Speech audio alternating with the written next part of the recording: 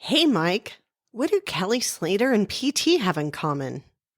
I don't know. They're both world champs? Nope, they both own Endless Summer box set. Oh my God, rad. You guys, you can get it too. The link's in the show notes.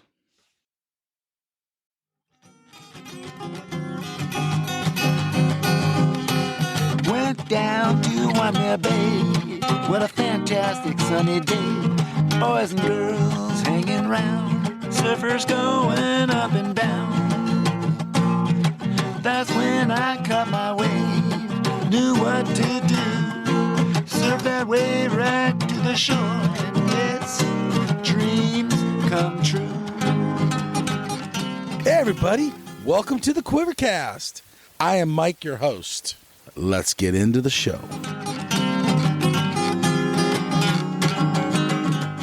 All right, everybody. Welcome back to the Quivercast. Today, we have a legendary shaper, an inventor. He also, of course, surfs and has been around surfing pretty much his whole life. Greg Weber, how are you doing, Greg?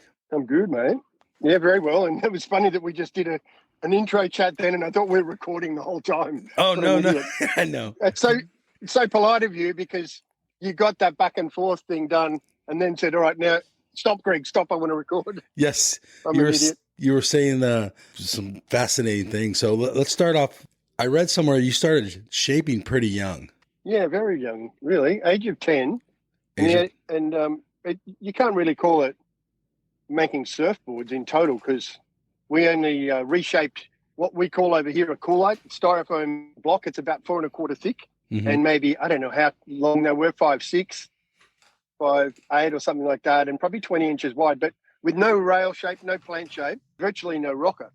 And so all I did was weighing, I don't know what I weighed, it would have been tiny, skinny little bugger as it was, and then age 10. So I just thought, I'll look at the hot buttered brand. I mean, I saw a couple of them, mm-hmm. and also McCoy, and I just did the obvious thing and tried to copy elements of both. Yep. Reshaped the board, did the rails, and look, my mum's a sculptor. You know what I mean? So yes. My first 10 years of my life, I saw the materials, mucked around with the materials. You know, she did clay and bronze. Mm-hmm. And so I think I genetically must have got about a half of my genes from my mum. I'm about 50-50, and I've got 5 brothers, and they're all one side or the other a little bit more, like 60-40 or 70-30. You know, it's just the luck of the draw. And I swear I'm the lucky one because I can still rationalize and know whether something is a load of rubbish or not as a designer, but also that means you can be strategic about your license agreements. You know what I mean? Which is so far away from the part of the brain where you're drifting off into some weird little universe, and I'll do this and I'll be hazy thinking about something that is a problem, and something pops into my head. And people construe that as like being some out of the ether or from God or some whatever. Mm-hmm. Then my rational side gets back involved and goes, no. It's just my brain. I've just got an unusual brain that can leave the problem for a second, go into this state, and it pops in if it's answerable, if it's something you can work out. That's what I had as a child. And so when I started shaping, it meant that I recognized that there's no point in me being fancy and doing what I want just yet. Be practical and just copy as best you can what the best guys do. That was a start. That's a good start. So you took the art side from your mother. What was your father? What did he give you? He's more of a rational, analytical. He's a very feeling guy and a bloody lovely father, very open and caring for us. Mm-hmm. So he wasn't a cold rationalist, but he was a writer to our biggest newspaper at the time, the Sydney Morning Herald. So he wrote letters to the editor, and he was the most published letter writer for about 10 or 12 years. 80s, maybe, I think it was, 80s to early 90s. Wow. And so then I've got that side, and his thing with the dinner table, yes, mum, dad at the other end, and 3 boys either side. So 6 of us, 6 boys. Mm-hmm. And he said, look, and it was hard for mum because she had to deal with this, you know. Yeah. Sometimes the arguments would be intense. And we used to fight too. So we were the eldest three were in gangs when we were young. So we'd have a little punch up here and there, never at the table. But he said, as long as you can explain your point well, I'm happy for you to push that argument as long as it can go for, just so you can then get to some decision and work out which guy's right and which guy's wrong. And so that was what Dad put into our upbringing. But here's the one key thing that he said when I was 13 and I started shaping fiberglass boards, and he gave me a planer to use.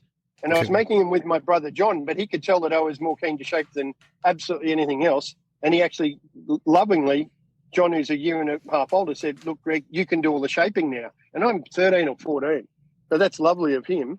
But what my dad said to me, this is one of those very rare things. I must have asked him a question about how do you get to become the best at this? Because I'd made a couple of boards and a few guys at Bondi, I said, look, that's not bad, mate. The rails are exactly the same. And, you know, you've got a pretty good plan shape X to Y and Z. And so then I said to my dad that I must have said a question like that because his answer was, well, someone has to be the best. And it was like so good but so bad, because what it did was nullified absolutely clearly and completely the aspirational side of wanting to be the best at something, because it became a matter of just, well, have you got the parents that are doing everything to make it easy? Have you got the skills? Yes. You're only fucking 13, so you got heaps of time to do it. Yeah. At that moment, I knew that I was going to be I thought I was going to be the best in the world at some point. And it ruined the excitement factor at the same time. So it became just a practical thing that, you know, tick all those boxes, the chances are you'll get there. So that was the framework under which I started designing as well. Not like, oh, I could never be that good, the complete opposite. Just quickly, which is why some people think I've got a massive ego, and I'm pretty sure I don't.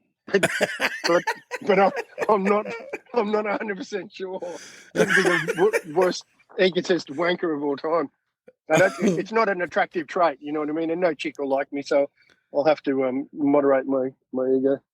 Okay. Anyway, there you go. That's the background. You dig into this piece of foam, you make a board. How does that progress? Like, are you thinking about shaping all the time after that point, or is it just something you do? Does that make sense, the question? Yeah, no, good. Exactly. It's exactly what a kid could be thinking at the time. Yeah. And because we were pretty into surfing, then I thought, I didn't really think about the future. Good question, because I never thought, other than what I just said about at some point I might be very good or the best. So that then I threw away, and then I was just pretty much wanting to make whatever board I could. And so we did a very small number of those EPS ones, put wooden fins in them, used the epoxy, which in this country is called araldite. You know, a two-part mix, and that was all good. But then I found a midget Farrelly surfboard in a garbage bin at Bondi, and the nose had been snapped off and burnt, you know, because it's Bondi. Some mongrel will do something. Let's set the board alight. Don't try and make something out of it. I saw that thing and thought, fuck that, I'm getting it. Stripped the foam off and reshaped it with awkward tools that weren't appropriate. Okay. You know, like a drill with a disc on the end of it. So not an angle grinder. Right. Unbelievable. So it just wanted to pivot all over the shop. But that was good, because then I realized I had to get it at a certain angle, flatten off the disc so it wasn't just an edge. You know, it's like a 10 or 15 degree angle. So I had to do the whole board doing that. That thing was great. And sadly, I found out why it was in the bin, because after using it for probably 2 months and it was going nicely, I left it in the car, someone's car, and it just completely contracted and shrunk. And then I went, oh, that's why. It was an early blank run that did all the shrinking. Yeah, anyway, so then I was onto the fiberglass from then on. Did you love what you were doing at this point? I mean, pre-teenager, early teenagers years? Yeah, totally. Another good question, because I think this is from the sculpting side. There was an angle at which I was, this is why I know I'm a bit of a nut, because why would you even think of this? This is really a perfect indication of the fact that I wasn't like the other shapers. Okay, so the normal way to shape is you think of things like, basically it's 3 sets of 2 dimensions, isn't it? You've got a plan shape, you've got a rocker, Yep. And we used to make them out of timber, Yep. or the rocker was just, however you shaped it, but that there's a stringer in there. And then the cross-section of the board, roll deck, flat deck, V-bottom, concave, whatever. Yes. And so that in a way stops you from really understanding the board three-dimensionally as a unit. Not completely, but it sends you off into three sets of 2 dimensions. Now, I didn't think that at the time, but the funny thing that happened when you said, did I love doing it? There's this position where the nose is pointing towards you. Mm-hmm. The deck is up on the stand, so I'm shaping the board. Yep. And and it's not a great way to shape a board. Most people would do the nose sideways and just run the hand tools up and back the rocker, and then get onto the rails and go around the corner. Anyway, in this funny position, dead center, nose pointing towards me, I put the block at the 2 angles that you would put it at. Okay. One angle is 90 degrees to the stringer, and you just go round the plan shape and fan it into the deck. The other way would be the block parallel to the stringer, and that's kind of stupid. Someone's hassling me. I have to keep the window open. It's too steamy. Yeah. How are you, mate? Good. Okay, so the other way is parallel to the stringer, going down. But, of course, the front and the back of the block will touch the foam and it won't achieve anything. The other way, at 90 degrees to stringer, of course, it'll be taking off foam, but it will go up and over whatever bulge is there. You know what I did, which is kind of odd, very odd? I put it at an angle where it's a flat plane, effectively. Okay. It's a flat surface, right? And it was touching on all surfaces at the same time. And I didn't know what that meant. And it took me 30 years and a conversation with my brother Daniel to realize what the hell it was. And then I did a drawing, showed it to Al Merrick, and he went, don't really get what that is. I don't know if it means anything. That's like 30 years ago. And I'm 64, so it can't have been that. It's probably 25 years and 25 years. Okay. Yep. So that's the love of it was like a mystical feeling happened when I got that. What did it mean, though? Maybe I'm missing it. I knew there was something hidden. There was something hidden in the way these things all relate. Okay. At 90 degrees, it does one thing. At 180 degrees to the stringer, running up and back, it does another thing. Right, something different. Okay. And then there's a perfect thing. It's like a Fibonacci number kind of thing, but I didn't know about that at the time. Something that just gels, and it probably happens in nature all over the shop. And that steered me into understanding the connection between plane shape and rocker. That's obviously the overview to everything about boards is how well is the plane shape and rocker linked? How well are they linked? Anyway, it's a long-winded answer. Sorry, mate. No, it's good. And I'm just trying to wrap my head around it. That was a lot there. Yeah, without pictures and video, it would be too hard. Yes, but I get the basic concept. You got the fact that it's obscure. Yes. It's obscure, but it was fundamental. And so that was something that then made me understand or look at boards in a different way. As I got to the unit where I realized you can't just look at little measurements and try to adhere to strict rules. The way your mind thinks, you think differently than 90% of the other shapers out there in the world?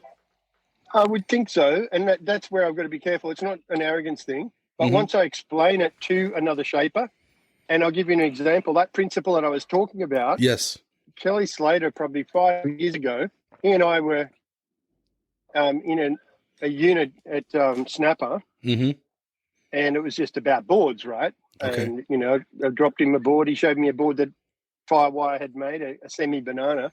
Yep. And then there's half a dozen people in the room, not hangers-oners, just people that he knew. Yeah. And had the board decked down and said, there's one thing I do want to ask you, Greg, is your boards are the only ones that I put on the deck, and it rolls over onto the floor in a very odd way, like no other board. And I said, all right, hang on for a minute. I've got to ring my brother because there's a patent that protects this relationship, and it's a definable geometric relationship. And I said, give me a minute. The drawings and diagrams are there. I just told my brother to just sit on it until there might be a day where someone kind of works it out for themselves. And remember what I said? Al Merrick couldn't get what I was explaining. Yeah. At all. And I also told Midget Farrelly, and he said, yeah, maybe. He understood it, I think. But So then I'm back to Kelly, talking to him, and I said, look, it's something I've got a patent, and give me about 5 minutes. Mm-hmm. Called my brother. He had my card number, lodged the patent, everything's done, and then we talked about it and I explained it. And he's basically gone, you are a nutcase. How the fuck did you work that out? But liked it a lot. Okay, so it's a hidden thing, and I apply it to my boards. And what was the start of the question? Sorry, I think I've gone off on a tangent. You think differently than most shapers or most people in the world, probably. The way your mind works. Yeah, I think so. It's just, and that would be an indication. The fact that Yes. this relationship is absolutely not obvious. But I'll give you an example of how this has happened throughout history. The usual way is to whittle away at things and to hone the design. From an engineering point of view, you might go to the basics of the maths and the physics, and you've got some set parameters above which you don't push the design. And with things like a surfboard, it's a whittling process, just like some pre-human guy, whittling a spear out of different thicknesses. Okay. And his brain is going to be going, okay, if it's fatter, it's going to hit harder because it's going to weigh more. Yes. But if it's too heavy, I can't get the distance to begin with. So what's the point? Yes. And I want it very sharp, but I also don't want it to wobble through the air. Yes. So I might put some little things on the back, Okay. little feathers or bits of whatever crap. Now, that's the honing thing. And there'd be one guy who's a bit of a master, and he would get the balance right. Yes. But what didn't happen very often throughout the history of designing are things like the wheel. That takes the other type of thinking where a log is rolling down the hill. Okay. Some tree is broken, either fallen naturally or these pre-humans have pushed it, and it's rolling and going fast, and it's got momentum. One guy made a massive jump and went, if you cut that into little slices Yes. and put a fucking axle through it Yeah. and do 4 of them, even though it would have been 2 to begin with, Yeah. that's a monster jump. That's the stuff that happens very rarely. Yes. And so I think in my semi-limited field of water and surfaces, it's actually not that limited. Okay. That's what I can do. I can get the problem, like that guy seeing the log. I always say it's a guy. I just can't imagine chicks coming up with this shit. Okay. That's I'll be in trouble with that kind of stuff. They will have come up with other things. Anyway, so yeah, that's the difference. I think that I can do both, but they don't happen every day. It's once every few years I'll go, okay, that's good, that's up there. And then I'll write it down or make it. Do you wake up in the middle of the night with thoughts and you have to write Yes, these things I down, guess come back so. in the morning and try it? Yeah, I do. And the funniest, well, not funny actually, the legal things or the patent claims. And so the Wavepool patent in December, I remember the date, and it was 2:33 in the morning. I realized how I can patent the thing almost in a dream, but like just waking up. That's annoying because that's not a fun dream, a structured dream where you're trying to protect a design. Okay. But without that, the patent, you can't just patent with a whole pile of words. You've got to separate it into the fundamentals where you've got, a degree of innovation, novelty, and industrial applicability. That's obviously structured thinking. But the dream did it. Okay. It did it all by itself, and I had the answer. And then the next day I wrote up the patent, sent it to the patent attorney, and went, wow, that's good. The claim, you should be able to get a claim for this, this, and this. Okay. And yeah, so it does happen in dreams. Wow, we're going fast, but let me ask you another question of you personally. What do you think about when you go to bed at night? Like, how do you sleep? It seems like your mind's always going. I smash myself so I don't think. I get really drunk and stoned and watch YouTube. There you go. Okay, fair enough. But I try to avoid it because I have to. In the morning, I don't want to talk to anyone or do too much thinking. Okay, and good. so but I'll do basic work, from about 6:30 in the morning. Mm-hmm. But these things, look, you know what? At night, just before going to sleep, if I've had a puff, then I'll come up with quite a few physical shape-oriented things. And so it's known for that. You know what I mean? A little bit of freeing up of the brain Imagination. cells. Yeah. And a few things don't make sense. The next day I'll write it down or record it Okay. and check it. And Okay. probably half the time it makes sense. Okay. So let's go backwards again. So you're this young teenager, and how many boards are you shaping? Like, are you just doing it for the buddies down the street, or are you starting to get a name for yourself? Well, only because of the accuracy, I think. Okay. Because I was a bit pedantic about getting the rails exactly the same, and that's not easy. No. And it's especially hard because if you're right hand, or whatever your favorite hand is, it's got more muscle and meat and power to it, so it favors than the other hand, and so the rails don't feel exactly the same. And I worked out a technique where you feel both rails and feel the difference between the two rails. And if your strong hand feels it slightly thicker, you quickly spin the board through 180. Okay. And feel it again. And now, if it feels dead even, you're wrong. It's actually got to feel. You get what I'm getting at? Yes. One side. I want to know, is it? Yeah.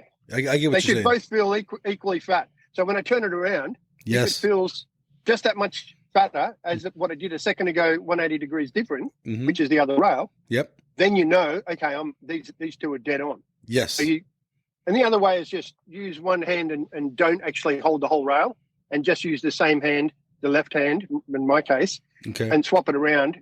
But it's got to be damn quick. You know what I mean? Most guys go up and down and feel the board, but it can't work.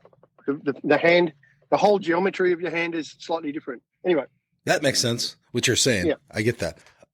Going back to being a Grom, at what point do you take, at what age do you take your surfing and your friends surfing into boards seriously? When do you decide I'm a shaper?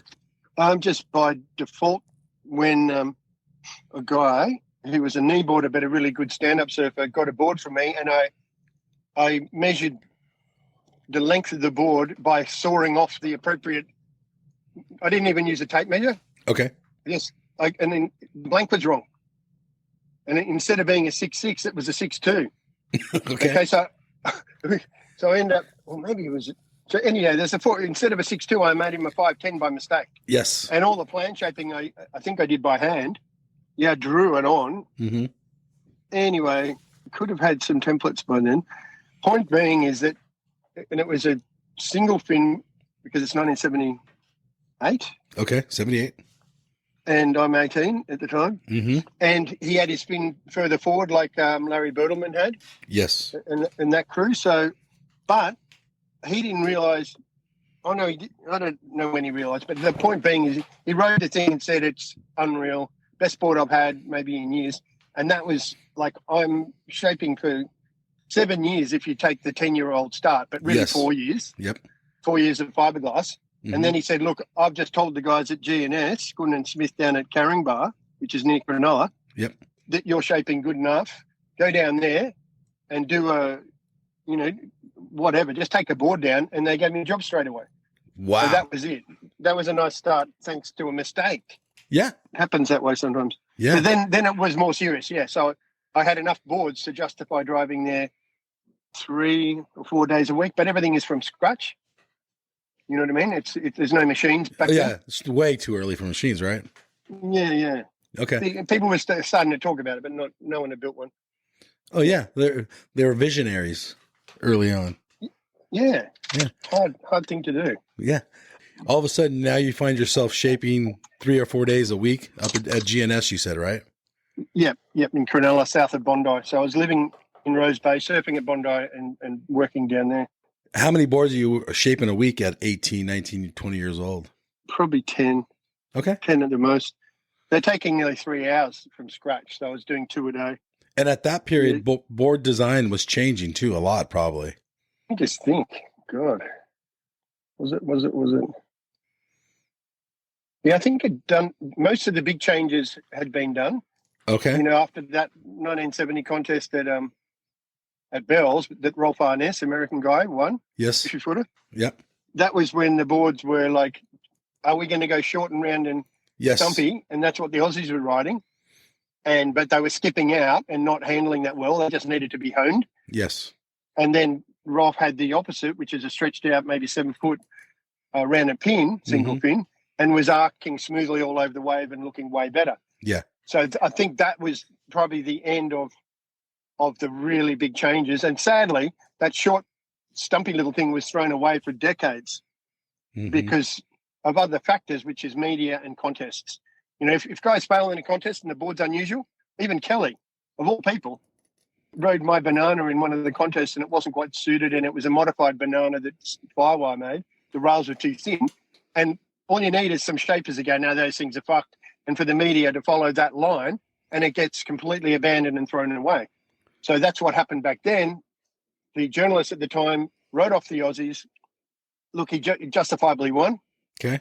I just said his name. What was his name? Rolf Arness. Yes. Right. But that's disappointing to me, that these two elements, you know, these two parts of surfing, competing and riding and taking photos, have more power over what everyone rides than the shapers. That irritates me. And it's happened many times throughout the history of shaping, that all of a sudden an idea is thrown away for a decade or two. Well, could be because you're putting the surfer in a box in a competition. But if they're free surfing, if they're free surfing, there's more open-mindedness, I believe. Absolutely, but the average surfer still gets inspired by the Kelly Slater, influenced by, whoever, or Nat Young at the time, or whoever, of course, the great guys, in 1970. And so that's understandable mechanism, but there's no responsibility on the media side or the event side for them to care a damn about it. So look, there's no point in being bitter, but I think that, you know, that's what my criticism of both of them is, that they have too great an influence, and have always had too great an influence over what the average guy in surfing ends up riding. I would agree with you 100%. But now, in today's world, there is not a big surf media. There's Stab Magazine, maybe. Oh, okay. But and everyone's riding whatever as well. Unless now we don't have that problem. You can ride pretty much anything now. Right. And no one attributes it to your. Anyway, I don't want to get off on that tangent, but people can ride much more, a greater range of boards than they ever could, and so that now the media doesn't have as big an influence, and as you just said, it's not as big as what it was. Right. Almost no print media anymore. Yeah, but I'm also thinking a lot of the board changes were changing dramatically from the 70s into the 80s with Simon Anderson's, thruster and everything else. A couple of breakthroughs. Yep, for sure. The biggest thing was or Mark Richards' 60s. Twin. Yep. Yeah, the fin placement and fin size, and then concave. These things were pretty big. They had a big influence on the boards, but not compared to. Yeah, okay. I think the thruster was a pretty huge jump. I remember feeling that and going, "This is crazy that it can have such a big bearing." But yeah, the earlier stuff, in the late 60s, early 70s, there was some of the worst and best boards ever made. Oh, that's what I find. Yeah. Oh God, some of them I remember at the time, even though I was young, early 70s. Yeah. At Byron, watching a guy trying to surf a board with about 3/4 of an inch of roll.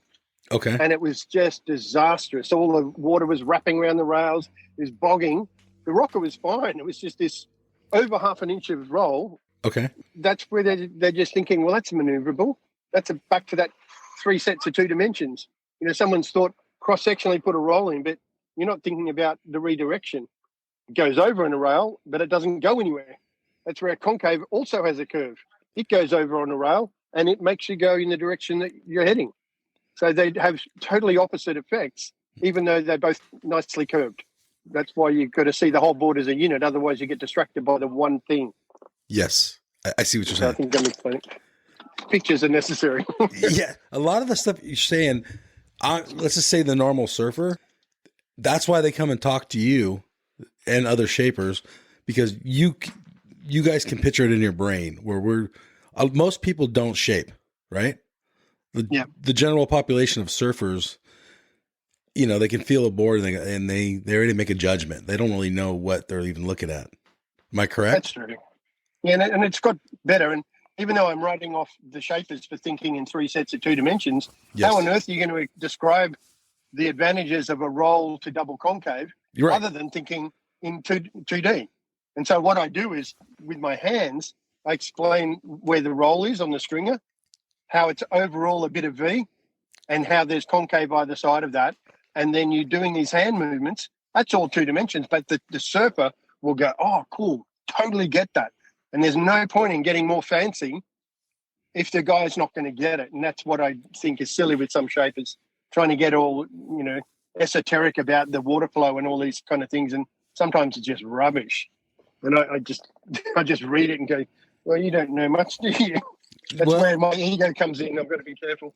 Ego's okay, I think, especially if you know what you're talking about. Yeah, true. It's not sexy though. Does it have? No one likes it. Yeah. Does it have to be? I don't think so. Well, I'll give you an example. You guys, Americans, right? Okay, Americans have a better attitude to success and ego than Aussies, and we paid the price. In other words, you can say, "Man, John, you're gonna be the world champ. I can bet anything on it." That's my fucking accent. It's not bad. I love it.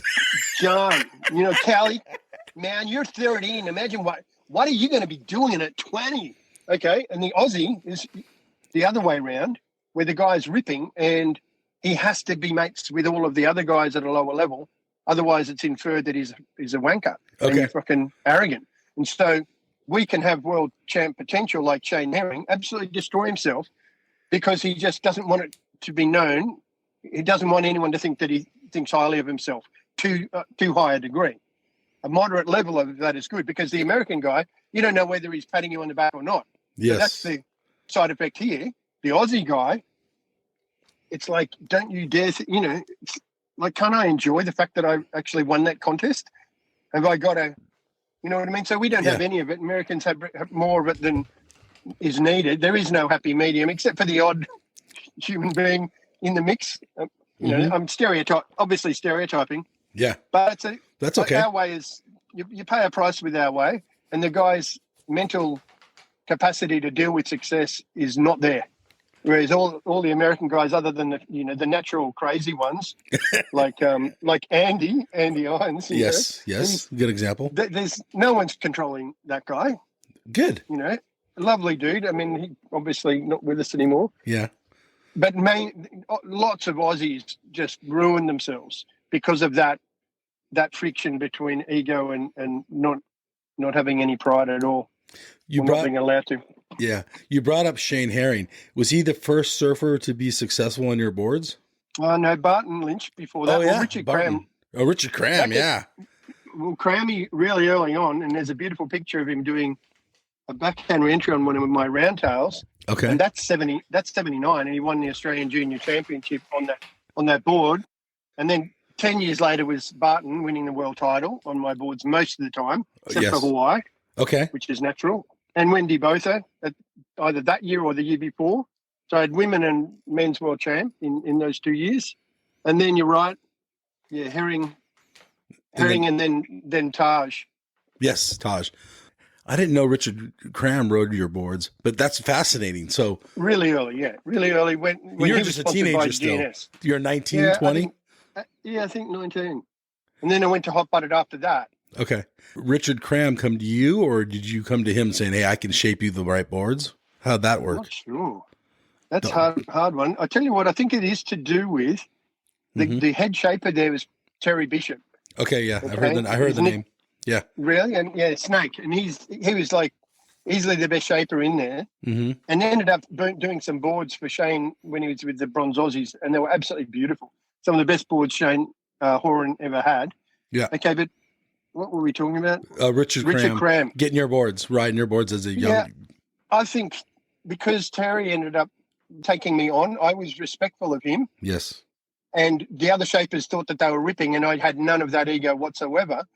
And he liked me and started teaching me how to plane the board. He got me to buy this gigantic Makita 5.5-inch planer or whatever it is. It's a monster. Yeah. And taught me about nose flip and a few other things. That, I think, was what made Richard think to try one. Okay. We knew each other from Bondi anyway. Yes. But the company boss has to say, yes, you can get a board from that guy. Mm-hmm. So I never asked him.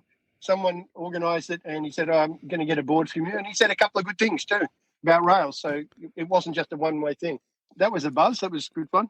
So that's early 80s. And then you said Barton Lynch in the late 80s. That was late 70s for Crammy. Okay, late 70s for Crammy. You're just a teenager.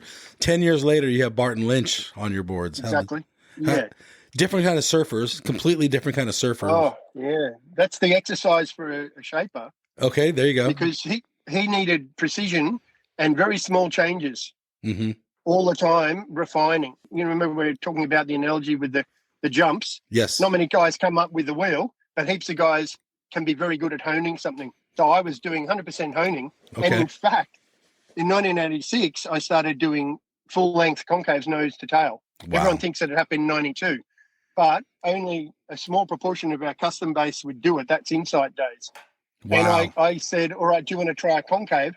And he was too scared. And I started doing tail concaves just so that they didn't get freaked out about the front having a concave. Yes. Even though I'd been doing them and people were coming back saying, this is mental, so different. So that's 86. Then 88, 89, I'm doing Barton's board. Yes. I don't think he even tried one, or did he? If he had one and he just threw it away and said, no, I'm going back to the V-bottoms, that's the nature of that style of guy. Whereas, guess what? How many years later, not much later, is Herring. Yes. Only 3 years. Okay. And he said, look, I'm not as good as Kelly, and we both know it. Okay. But if I'm going to beat him, I have to do something that's not been done before. And what I'm thinking of, Greg, is trying to work out a way of doing a carve 360 underneath the lip inside the tube. And when I didn't laugh like I should have. Yeah. Because it's like, fuck, what are you asking for, mate? And so, but I did know the concave, right? And I knew the grip of the concave. Mm-hmm. And my brain just went, well, if you're going to fit in there, you're not straight rocketed. That has to be really bent. Mm. And so then I did it. I did the first banana, and it was like, what was the normal rocker was 5 and 2, and I went straight to 6 and 3. Imagine 3 inches tail rocker in 1992. And Wow. the video of it is so bizarre that there's one turn that I will say categorically no one has ever done before or since. Mm-hmm. And it's a high-speed, full rail cutback in such a short period of time that the board comes out, and it's actually, when he unweights, it could have gone further, and he doesn't. There's a little wobble where he goes, what the fuck happened there? Now, that's me saying it, right? Yeah. Now, anyone can read between the lines or take it with a grain of salt. Guess what Kelly does? 7 years ago, maybe? Yeah, probably about that. He sends me a message or a text or whatever and said, how much of that herring footage was you and how much of the board? Because I just watched it, and I think it's some of the best surfing I've ever seen in my life. I can't believe I didn't realize at the time what he was doing. And then I said, all right, well, it's the board, and I'll tell you why. Look at him before on V-bottoms, look at him after on V-bottoms, and tell me what you think. And he goes, okay, done. Well proven. And so then, since then, I've done about 80 boards for him, and all reasonably experimental too, which is a blessing. He's got the balls to go, that's weird, man. I want to try it. I want to know. With that being said, it is Kelly Slater, and I mean, he's the best in the world. Absolutely. Yeah, he can ride anything is one way of looking at it. Right. That's what the other side is. What's If it's even slightly shit, he'll know better than anyone else in the world. That is a good point. Very good point. It's the exact opposite part of the brain. Yes. That I get the one you're talking about. He can ride it, like Adam Robbo can ride my experiments, and he'll work out a way of riding it. I mean, I can't even say what he told me about one board he's had from me. Okay. It's up to him to say it. But you get it. These are the guys that can pick the difference between what every other surfer would go, that's an amazing board. And he'll go, yes. But when I do this, there's a very slight unweighting dilemma that happens. Something wobbles, but they know how to avoid that being a big problem. But they know that it's still inherently in the board, and no one can see it. Yes. So they're the worst guys to experiment with, because if you are not dead on, they know. They'll feel it and go, too many little wobbles because of this problem. And so if I can do a radical board and the guy will rip on it from day one, that's, I think, by far my best shaping skill, is to come up with something bizarre but get it right first time by realizing what all of these funny changes are going to do. Yes. Otherwise, the guy's going to go, yeah, good, but too hard basket, too many flaws for one or two advantages. Yes. And that puts a lot of pressure. Is there pressure when you're shaping boards for surfers? Not really. No. Only once. Yeah. I had an opportunity to do a board for Sean Thompson. Okay. And it was like he's in Australia and about to go in this teams event in WA in Perth, I think. What year is this? And that's hard to remember. Around 70s, 80s, 90s, what? 80s, Okay, mid 80s, 80s when late, yeah, late whenever. 80s. Okay. Just I'll trying try to and think get of the Sean date for Thompson that. at that bracket. Okay, go ahead. Oh yeah, it's the end of his career. End but of his career. That's what I need to know. Nowhere near gone. And Yes. it was all the countries against each other. So it was a teams challenge in WA. Okay. And that's the only time when I had to walk out of the shaping bay and have a chat to myself. Okay. Because I was shitting. Yeah. I was just thinking, God, this is the best chance ever. He's an absolute hero. Yes. And how I can't muck this up. And the more I did that, the worse it got. Started getting panic. Okay. Chat to myself and said, look, you idiot, just shape that board as though it's any dude. Just make it pretty good. Mm-hmm. Just make sure it's quite good. Mm-hmm. That was it. And went back in and he loved it straight away. Flat panel V bottom. I think it was a tri-fin, but look, yeah, that was the only really scary moment where I thought I'm going to muck the whole thing up. And Sean Thompson, I mean, he's still surfing good. But with that being said, yeah, he could make you nervous, I would imagine.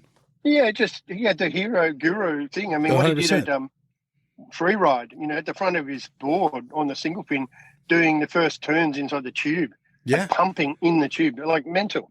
So it blew me away, and it wasn't that much longer. It's probably, I don't know how many years. I'll work it out and get back to you. Oh, that's to be 10 years later, probably. Yeah, it'd have to be. Yeah, it's towards the end. Yeah. Okay. Yeah. Do you love shaping? Is it your main passion? Or that made me stop. I just thought I love it and I hate it. Okay, that's fair. Just because the machining, this person's going to back into something. Geez, ladies are good drivers. Did I just say that? Yeah, you can say it. That was mad. It was like, no, darling, no, it's impossible. Don't back into me. It's still happening. Oh, you're going to hit. Uh-oh. No, she's. Oh, fuck. She's just swearing. Okay, back. Sorry, mate. No, go ahead. Back to what you were saying again. I said, what were we talking about? Do you love shaping or? Yeah. All right. The answer is that if you've got something in your mind and you put it into the program and you know the program well and realize that it's not going to do it beautifully, that's already disappointing. And you get the machined blank, and then I get the thing, and they're always a bit asymmetrical. The rail's always a bit different because you're cutting from one side to the other, and even if you cut from the center out, the blank moves a tiny bit. The foam is not dead. It's not flexed and it's not flexing back. Anyway, so that's the thing I don't like. But you know what? It's good for me because just recently I went further than I've ever gone in smoothening. And you know what? This is a really weird thing. I was in such a happy mood because one of my other projects looks like it's going to happen. So what that means is the whole time when I've been doing this effing wave pool project, and the patent is that long ago, it's almost lapsed, the first patent anyway, so it's 18 years. After 10 years with 66 shareholders, a lot of money invested and a lot of pressure and being nearly bankrupt the whole time, I realized that I had this little relief feeling like, oh my Lord, is it actually going to happen? It does seem so. Then the next time I shaped, within a day or two, I was in a much happier mood and I persevered to the point that I'd not gone before. Okay, so there's parts of the board that I can get smoother than what the machine is. And the machine toolpath should be perfect, but it can't be. Like what I said, there's little bulges that happen. Partly the file and the mathematics of their design, partly the foam. And so then I'm doing this one hand feeling and the other hand cutting. So I shape in a different way to nearly every other guy because most guys put their hand on the board and just get the ridges out and get it quite smooth by using their right. I use my left hand in synchrony with the right hand so that it means a microsecond after, because you're going back and forth at a reasonable pace, you're getting the feedback as to whether you got rid of that tiny little bit of stuff that shouldn't be there. And then I'm thinking longitudinally and sideways at the same time, thinking of rocker, but also what's the concave doing? So you're mixing the actual functional things with two hands all at the same time. It takes a lot of brain power and you've got to be in an almost meditative state to do it perfectly, which sounds like a contradiction. Anyway, back to the point, I was in such a good mood because of the release of knowing that this thing's now really likely to happen. Okay. That a totally separate field, the actual physical shaping of a board, was more fun than it had been for ages, and I went one stage further. So that's what humans probably do. you carry the annoyance. You still function in society. You're still perfectly normal, but there's a little suppression sitting in there. And only when it's gone do you get this feeling like, oh, I must have been irritated by that thing all the time to a tiny degree. Because now I feel slightly happier overall. Okay. I hope that made sense. It does. It does. It does make sense. Cool. Anything else about shaping you want to talk about before we dive into and talk about the wave pool?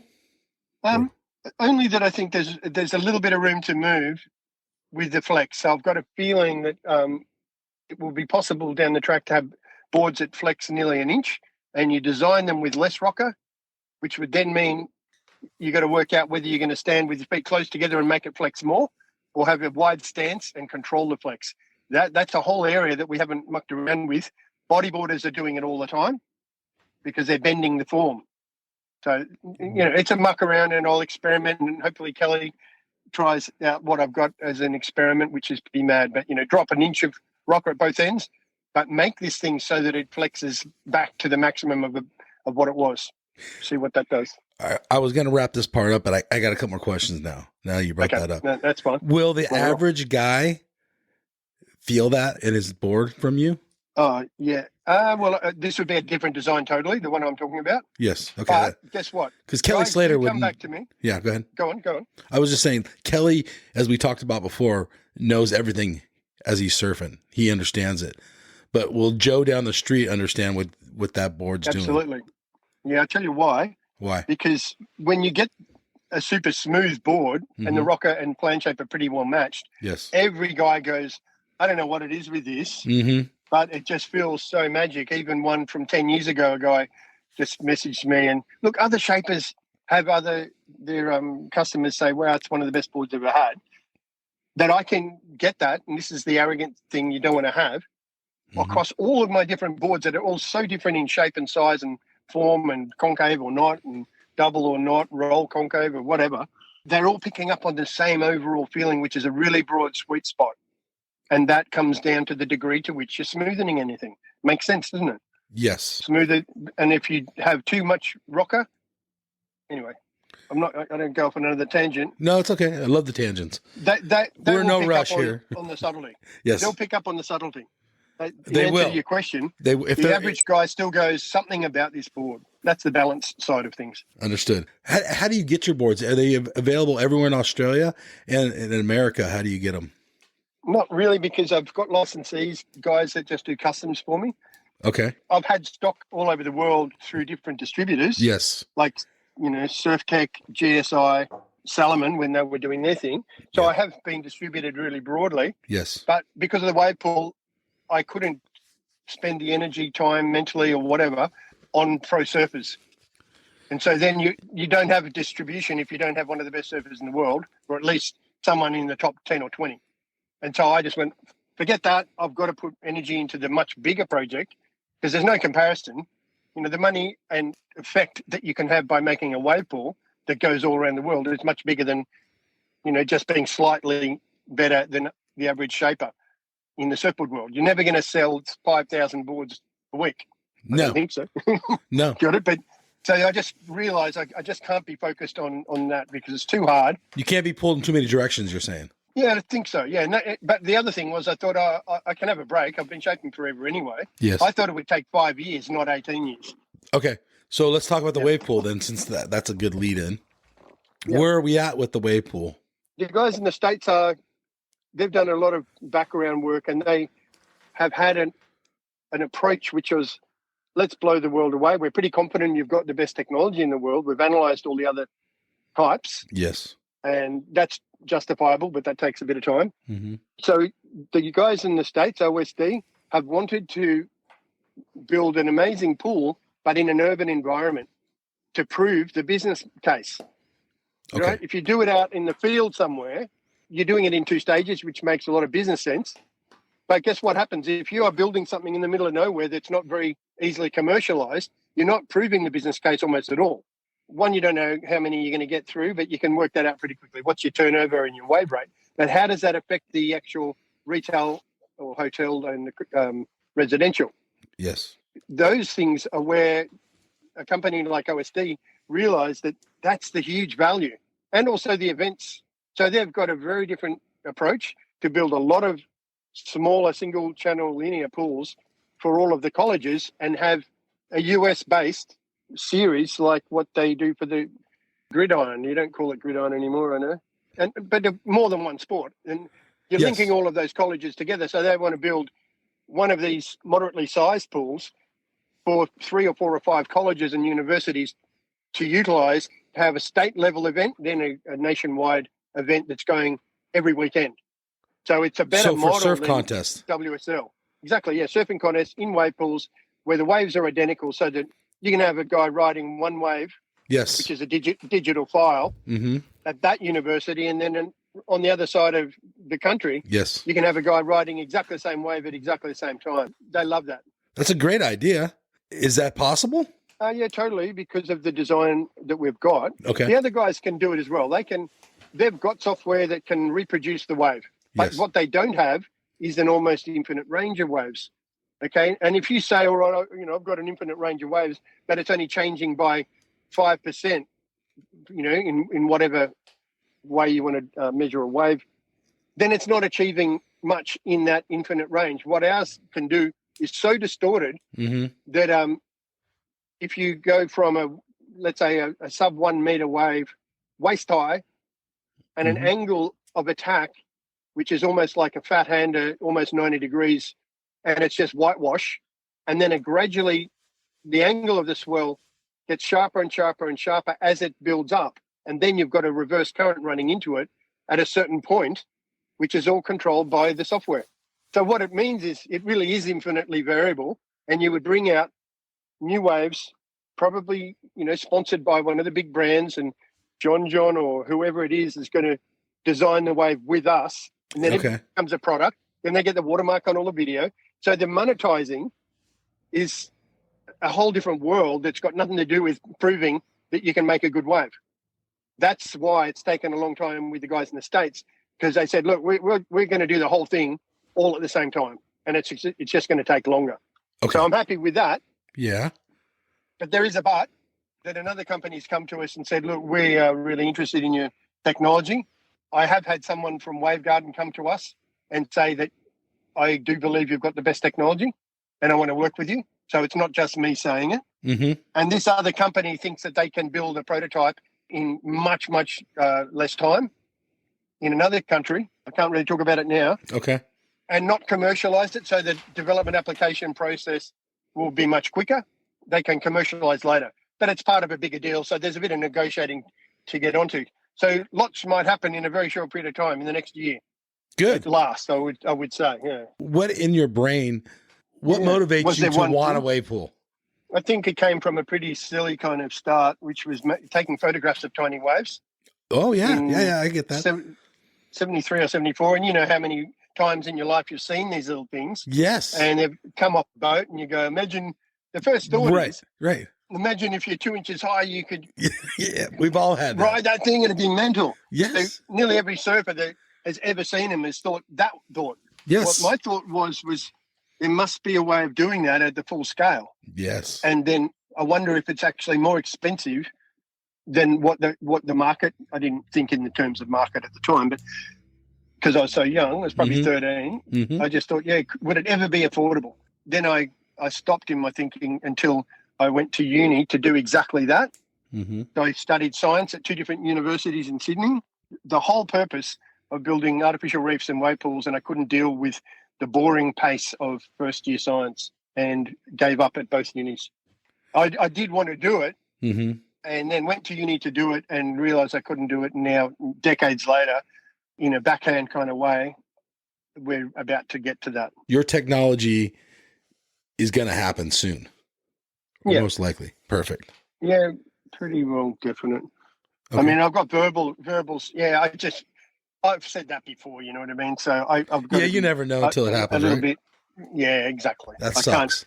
Can't cut it. Yeah, it's annoying. And that day, I think I'll either cry or scull a whole bottle of champagne or fucking vodka or something.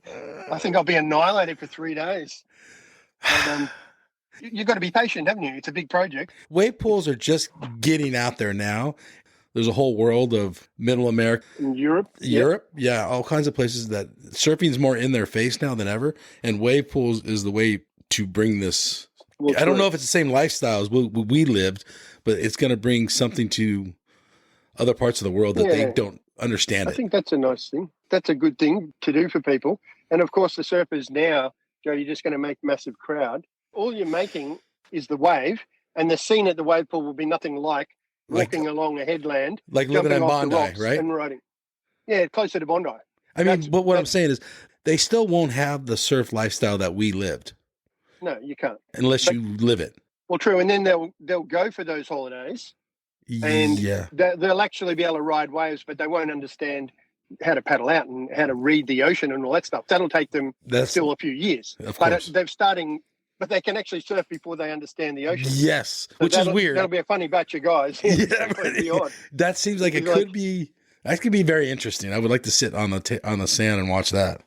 Well, totally. And they're going to. I remember there was a dude that I saw in Hawaii, and it was at Laniakea. Yeah. And he's fit as all hell. He's a football player. Mm-hmm. He said, "Look, I know I don't know what I'm doing, but do you reckon I can paddle out here?" And it was like a 6'4" twin fin, and it was. I just came in. It was Yeah. like 8 to 10 foot. No Let's say shit. that's Australian 8 to 10 foot. Yeah. Himalayas. Okay. Yeah. And he starts Just "Oh my going for God, it. This isn't. Yeah, I just said, "Look, I don't know if it's a great idea, but I'm going to watch you anyway." Yeah. And he's fucking, you know, when someone paddles and you go, "Oh my God!" Yeah. You know. His head was down and twisting sideways. Yes. You know, when someone's paddling and Yeah. you can tell that they've hardly surfed at all. Yes. And I went straight back up to the road as soon as I saw that, Uh-huh. and didn't have a mobile phone. Yeah. I waved down the first we call them clubbies, Okay. surf rescue guys, Yes. whatever they're called in Hawaii. Lifeguards. Lifeguard. Yeah. And it was like he had his paddle board on, and I said, "Look, this dude's he's going to be out in the middle of nowhere."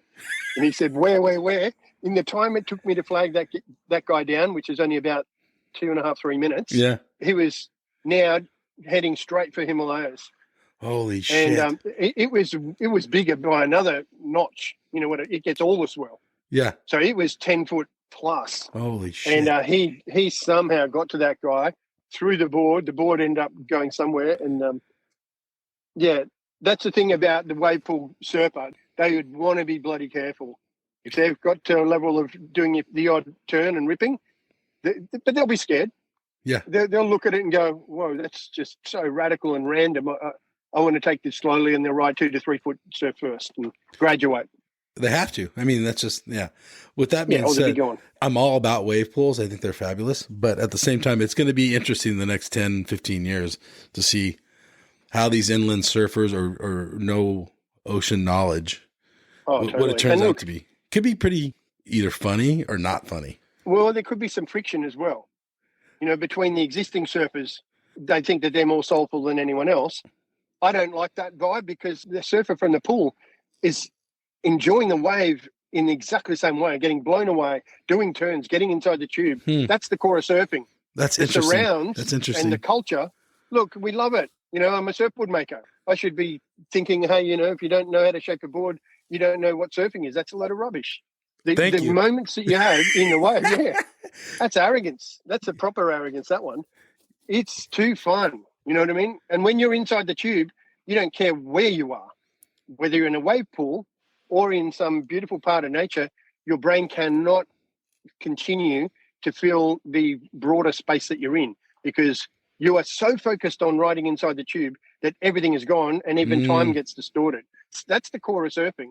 The other bits are bloody lovely, you know, like I said, running along a point, watching the waves, jumping off the rocks and synchronizing with the set perfectly and annoying every other guy in the water.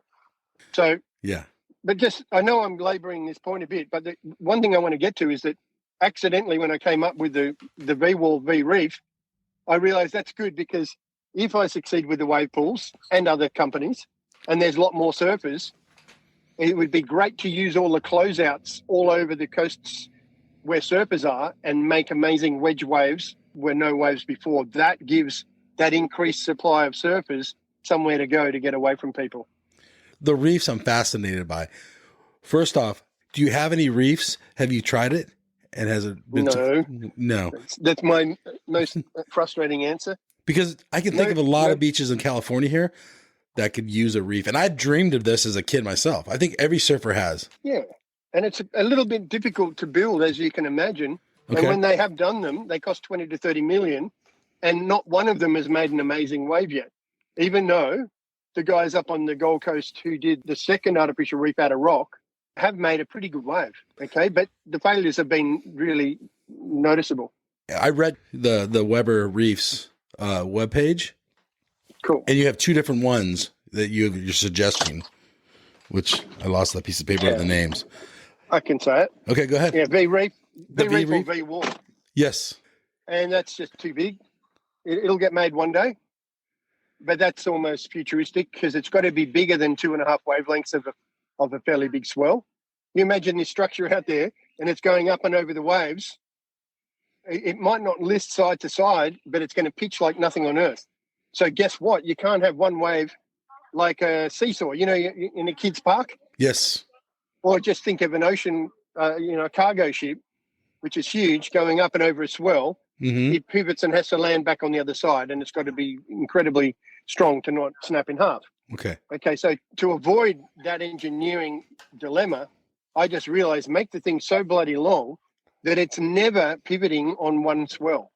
But guess what? That's a monster. That means the thing is 100% stable all the time. You've got peeling waves either side. Such a big project, probably $100 million. Whereas the V-Wall is about the 10th or a 20th the cost of an artificial reef, because all you're doing is reflecting the wave. So it doesn't need to be a giant structure, and it doesn't need to have a gradient. It's vertical, two vertical-sided walls that are joined at the front so that the swells reflect and don't smash into it. So the loads and the forces are about a 20th of a wave smacking into it sideways. It's viable. Makes sense? Other oceanographer people, look, I'll give you an example. Rebeach, if you want to look it up, is what do you call it? It was like a tender that was put out with engineering firms for Oceanside to come up with some new way of protecting the coastline. So I live in Oceanside, so I'm pretty familiar with it. Yeah, it's a little process, and this group was formed up. Yes. Called Rebeach. Yes. And ICM, which is a company on the Gold Coast, won the tender. Just the other day. We're in, exactly. So you know about that. Yes. And the good thing about it is that the, what do you call it? Not the scope of works, but it's like the key elements that they wanted to fulfill, not just protection, not just to retain whatever replenishment's going on, but can we make some waves that actually surfers will like? Exactly. Because Oceanside is surfer centric, but then again, most residents don't go to the beach. So it's a very weird thing. But yes, your reef would work. And they think so. That's the beauty of it. So I have a lady in the States. She's from way up north on the West Coast. Yeah, I met her. And Beth, she's lovely, Beth Gregg.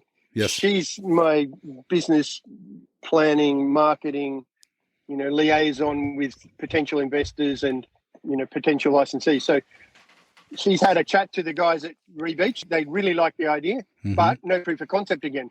But when you talk to ICM, who won the thing, they get it. They're obviously thinking, wow, this could help us in a way to create a secondary element. They want to build headlands. Yes. So their project is really futuristic. And what a fun thing to make a headland that breaks.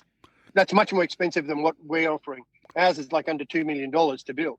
I think there may be enough beach to do both, or you move your reef down a little bit. All over the place, yeah. And the thing with mine is that they're mobile. The whole idea is that you can take it out to sea if the swells are huge, so you don't have any salvage problem. You don't want these things washing up on shore. No. And it's 15 meters long, 8 meters high, and 2 meters wide at each leg, and have a giant salvage issue, which is millions of dollars sometimes, Yeah. So you don't want something that costs $2 million to cost $3 or $4 million to pull out because it's broken up and all over the place. So we have to be able to move it to get it out of the way.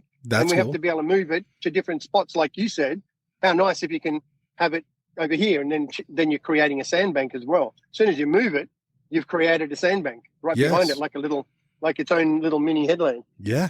I think what they might be thinking, and we're yet to have a meeting, is if you build a big enough one of these things, you're creating the protection behind which you can do all of your coastal engineering reclamation stuff, because you've killed off the swell. and you can just move it where you want to move it. So I think that'll be some part of their thinking. I can see you guys working together. Yeah, why not? And they're only nearby. They're up in the Goldie, so that makes it easy. Pro surfing, you kind of brought it up for the collegiate, like having surf pools. Where do you think pro surfing's going? And is it heading in the right direction? Do you watch pro surfing today? Not that often, which is funny because I should, but yeah, not that fascinated by it. I think the commentary's bad. I mean, when you think about the time delay, I feel sorry for the guys doing the chatting because they've got to fill in this gap, and the criterion is making surfers wait for a 7.8 or an 8 point whatever. In other words, they become more and more selective as the heat goes down because they know what they need and they know that wave is never going to offer that potential score. That is a really bad design. So I did come up with a design, but for events, there's no time to explain it. We can do it next time. Yeah, it's too long-winded. So, oh, look, seriously, it's not fun. I came up with it in 95 and showed it to Kelly and a few pro surfers. And can you give us a short version? You've got to cut the criterion. You can't have every element and every factor in the one set of criteria. That's the fundamental flaw. So you can have a smaller ride where the guy does 3 turns that were more difficult than the longer ride, which was slightly bigger. So smaller wave, shorter, inside wave, and a bigger wave and longer. But none of the turns on the longer ride were quite as good as any of the turns on the shorter, smaller ride. Okay. So the skill level of the guy on the short ride is being sacrificed. It's not being registered too big. Once you squeeze it all together and all the criteria is in the one blurb, you've got that trade-off. Okay, so what my idea is to score 2 things separately. The degree of difficulty thing. Yes. And not on each wave gets 2 scores. The approach score, so I can be quick, approach score and the maneuver score. Okay. The point is you can add them up on the same wave, but that's irrelevant.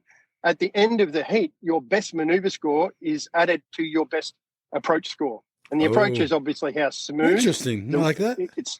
And you still need degree of difficulty. You can't just undersurf a wave to think you're going to get 9 out of 10 for really being smooth. So you have to still do pretty much what the criterion has got now. So you're only doing that once. Really link every turn in. Really get some range. Get some variety. Have a high degree of difficulty. Get that thing nailed. Guess what the rest of the heat can be? You going mental to try and jump up your maneuver score, which then gives you the chance to not do a whole lot of smooth turns to fill a thing in and absolutely, milk it to shore, as Sean Thompson used to say, milk it. Yeah. Got it? Once you separate them, yes, you get 2 scores per ride and it's 2 sets of judges, but at the end of the heat, and what that means, it'll always keep accelerating in interest towards the end of the heat because one single maneuver can jump you above the other guy. Yes. You don't then become selective. It's the opposite of being selective. You just want something you can bust a giant air on or get a ridiculously deep tube or do an amazing full roundhouse and come cracking off the top on the whitewash. And so that is the opposite to what they've got now. And it's more fair because if one guy is more formulaic and he's got a really good, overall act, but he doesn't bust radical shit, he still can score as well as the guy that's not quite as fluid and his style might not be as good, but he can do ridiculous airs. So you end up being, what I think is right, is that you're both about the same. And only the guys that are ridiculously smooth, controlled with variation and do the biggest turns win. And that's what John is the guy now. Can do absolutely anything, all of it. Yes. Okay, sorry, I should be mentioning a few other guys. But of course.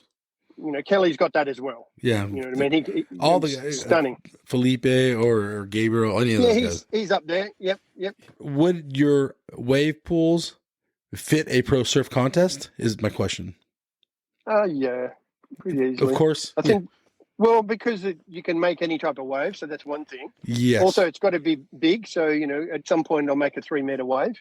There you go. And we've got a reverse current, so that means the tube is going to be deeper than anything. Well, basically, on Earth, you don't get a running point break with the current going in the opposite direction. It always goes in the direction of the waves. Yes. On a shore break, at a beach break, you can get a rip coming back out.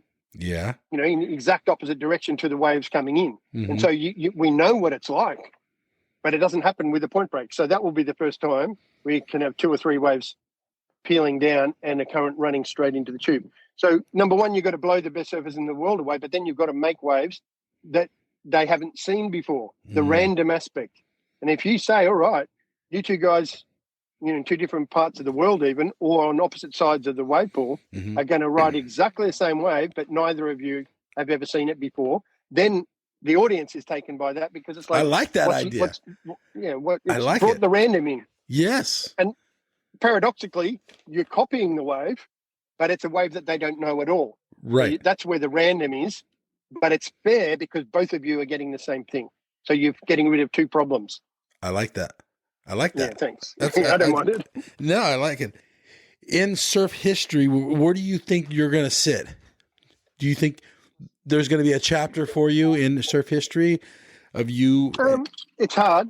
I mean, a good question. Mm-hmm. I'll give you an example. There was I think it was Surfer magazine, might have been Surfing, and this is probably 20 years ago or a tiny bit more. Mm-hmm. And it was to have the vote by a range of design-oriented journalists, let's say, in the magazine, and who's the best shapers of all time? Yes.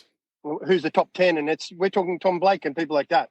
They're going, and obviously the whole gamut, the whole history. Exactly. Okay, gotcha. And I got in that, but guess what? This is the nature of the surfboard industry, and mainly the psyche of the shaper. I got in on the grounds that I did the banana and the concave. Okay, so without Nick Carroll lobbying for me, and I didn't know he was doing this, I wouldn't have been in that. And so what they're saying, they're basically saying, concave's been done before. You can't give that to Greg. And then he's saying, no, he did something much bigger, which has changed two things at the same time. Gotcha. That's why he should be in. And no one noticed the 1986 ones because the rock was only marginally different. They sure as hell noticed herring on a banana because it's an inch extra at either end. That's back to designing, that you've got to do two things at once. And so that's the big jump I did, that none of the other concave shapers, as far as I know, even Bob McTavish has admitted this with his double concave, that if he'd only done his second double concave and bent the rocker, it would have been a total breakthrough. Okay, so I think I'll be remembered so long as that is understood, because it's for Nick Carroll to have to badger them and lobby for me to be included in that. Yeah, shows that any old shaper out there or journalist can go, oh no, concave's been done forever. That means they just don't understand what I did. Right. At all. Got it? So I think in time it will get out. And when you add that to the theories that I've got on flexing fins and flexing surfboards that is different to other people's thinking about flex, then I think they'll go, okay, bit of a rocket scientist, bit of a nut, but then it's up to history. They can interpret me however they like. Are you a mad scientist? In a controlled fashion, which sounds like a contradiction. Okay. Well, because I know when it's shit. So I've come up with some ideas and I've gone, that is the dumbest thing you've ever thought of. Okay. But I'll trying to make a leg rope that's got no drag. But then you're creating another problem where you could rip your toe off. Yes. Got it? Yeah. So I've still got the practical part of my brain that goes, all right, go the whole hog. Don't think of any negatives. Most people, you come up with an idea, they instantly will go, I have a brother that used to do this. Oh, but this, or oh, but that. You know what I mean? Because they don't want you to think that you're so clever that you can come up with fanciful things that work. And as a result, I've let myself go along the tangent and then later work out, is there a market for it? Is it of any use? Is there some side effect that is actually going to be worse than the advantage? Yeah, I don't know if I answered your question. I think I did. You did. The mad scientist thing. Yeah. I mean, you can't write contracts if you're a mad scientist, and I can write contracts. Perfect. But you are an inventor, and you think, you don't give a shit maybe of what other people think. And that's great. I think we need more people not giving a shit and just trying new things. Yeah, I think it's a good thing. Even just it's a great thing in culture as well. 100%. Yeah. There's a battle between change and no change. And the people that think, oh, everything's fucked and we've got to change, they don't even open their minds to the concept that, guess what? It could actually have been quite good 20 or 30 years ago. I guess if they don't start the thought, then that's a problem. Whereas the other side, the conservative side, might think, hey, look, some things do definitely need to change, but not everything. So one brain type, I like that. Yeah. And it comes from different sides of the brain. Left and right hemisphere steers the way you interpret reality. And so we're stuck with that. That's a another gigantic subject. It is. And we'll skip that one. Way too hard. Painful. Greg Weber, thank you so much for coming on the Quivercast, man. It was fast and fun, dude. I had a good time. Thank you so much for coming on. My pleasure, mate. It was good, fascinating, because you do steer it well. Oh, Give you that. well, You let me go off on a tangent. I love you it. bring it back politely. All right, everybody. This is Mike and Greg, and we're out of here. Thanks, Greg. What a fantastic sunny day. Boys and girls hanging round. Surfers going up and down. That's when I caught my wave. Knew what to do. Surf that wave right to the shore. And yes, dreams come true.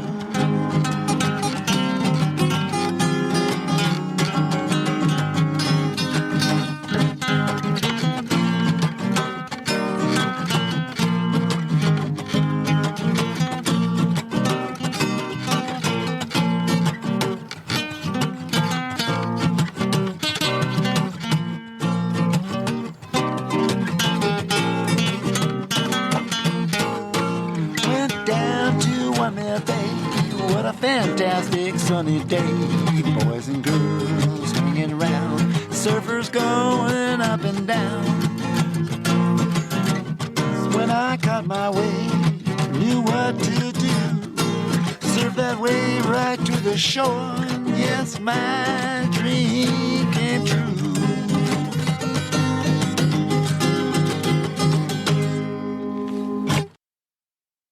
Hey, you guys. Endless Summer box set. This thing is legit. It's authentic. Numbered certificate in it. It has a 5-frame film strip from the original print. You literally own a piece of history. It has a specially minted bronze medallion. Dude, that thing's sick. Okay, there's so much more here. Go to the show notes. There's a link on there. Go check this piece of history out. This thing's rad. Seriously. Smithsonian American History Museum has it. It took 4 years of research with 3.5 in production, all hand assembled. This thing's rad. So much to this awesome box set. Remastered DVD, sharper images than the original film, but dude, this thing's so sick. Link in the show notes.